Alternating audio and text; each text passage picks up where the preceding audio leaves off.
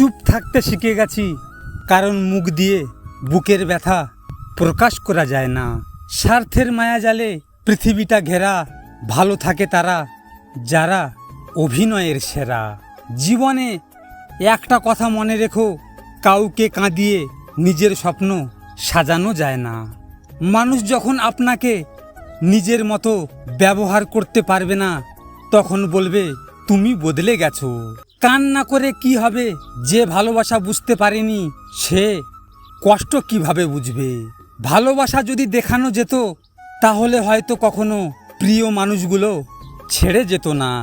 পৃথিবীতে যদি কঠিন বলতে কিছু থাকে, তাহলে সেটা হলো মানুষ চেনা।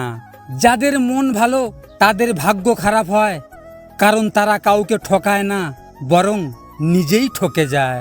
কারো সাথে টাইম পাস করার আগে ভেবে নিও, তোমার কিছুদিনের টাইম পাস একটা মানুষকে জীবন্ত লাশ বানিয়ে দিতে পারে।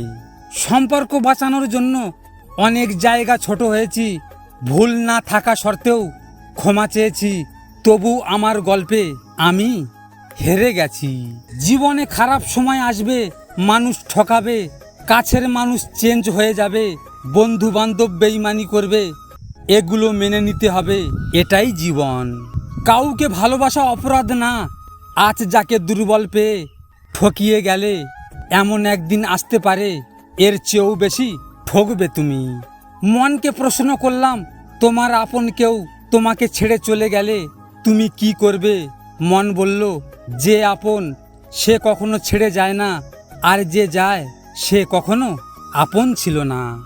সে বলেছিল সারা জীবন পাশে থাকবো, কিন্তু কার পাশে থাকবে এটাই জিজ্ঞেস করতে ভুলে গিয়েছিলাম।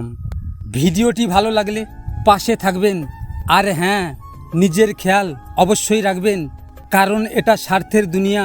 এখানে নিজের খেয়াল নিজেকে রাখতে হয়, অন্য কেউ রাখবে না। দেখা হচ্ছে পরের ভিডিওতে। ভালো থাকবেন, সুস্থ থাকবেন।